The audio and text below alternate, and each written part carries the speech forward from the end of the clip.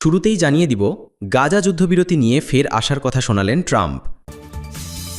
এরপর রয়েছে ইরানে গুপ্তচর বৃত্তির শাস্তি মৃত্যুদণ্ড, বাজেয়াপ্ত হবে সম্পত্তিও।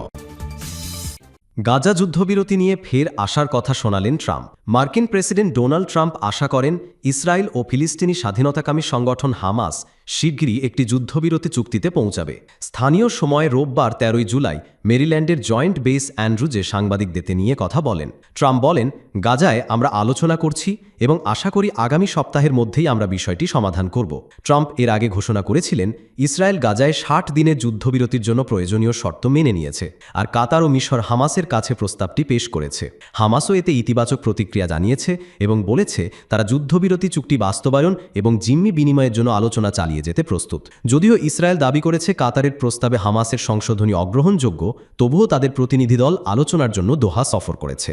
দোহা আলোচনায় ৬০ দিনের অস্থায়ী যুদ্ধবিরতি, ১০ জন জীবিত ও ১৮ জন মৃত ইসরায়েলি জিম্মির মুক্তি এবং স্থায়ী যুদ্ধবিরতির বিষয়ে আলোচনার উপর আলোকপাত করা হয়েছে।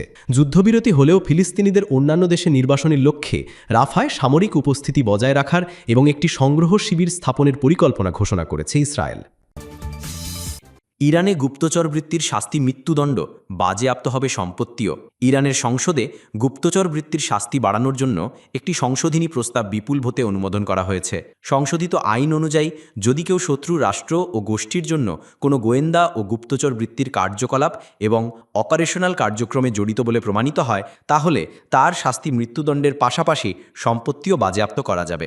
বিবিসির এক প্রতিবেদনে বলা হয়, সুপ্রিম ন্যাশনাল সিকিউরিটি কাউন্সিলকে এই শত্রু রাষ্ট্র ও গোষ্ঠী চিহ্নিত করার কর্তৃপক্ষ এবং মিনিস্ট্রি অফ ইন্টেলিজেন্সকে শত্রুদের নেটওয়ার্ক চিহ্নিত করার কর্তৃপক্ষ হিসেবে মনোনীত করা হয়েছে প্রস্তাবের মূল বক্তব্যে।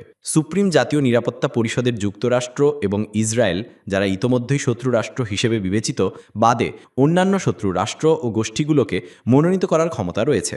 এর আগে যে প্রস্তাবটি ছিল তাতে প্রতিপক্ষ রাষ্ট্র বা গোষ্ঠীর নির্দিষ্ট সংজ্ঞা দেওয়া হয়নি এবং সংসদে ফেরত পাঠানোর জন্য এই অস্পষ্টতাকে কারণ হিসেবে উল্লেখ করেছে ইরানের গার্ডিয়ান কাউন্সিল। সংশোধিত মূল প্রস্তাবের আরেকটি অনুচ্ছেদে জনসাধারণের মধ্যে বিভাজন বা জাতীয় নিরাপত্তার ক্ষতি করার উদ্দেশ্যে শত্রু বা বিদেশি নেটওয়ার্কগুলোতে তথ্য বা ভিডিও পাঠায় তাদের শাস্তি নির্ধারণের বিষয়ে আলোচনা করা হয়েছে। নতুন প্রস্তাব অনুযায়ী এই কর্মকাণ্ডগুলো এখন থেকে অপরাধ হিসেবে গণ্য করা হবে। একই সঙ্গে এর জন্য কারাদণ্ড এবং সরকারি ও জনসেবা থেকে স্থায়ীভাবে বরখাস্ত করার শাস্তি নির্ধারণ করা হয়েছে। চূড়ান্ত প্রস্তাবে আরও বলা হয়েছে, মৃত্যুদণ্ড ছাড়া অন্য কোনো সাজার বিরুদ্ধে আপিল করা যাবে না, আর সর্বোচ্চ ১০ দিনের মধ্যে মৃত্যুদণ্ডের বিরুদ্ধে সুপ্রিম কোর্টে আপিল করা যাবে। এই প্রস্তাবটি এমন এক সময় পাশ হওয়ার সময় হয়েছিল যখন ইরানি ইসরায়েলি হামলার প্রেক্ষাপটে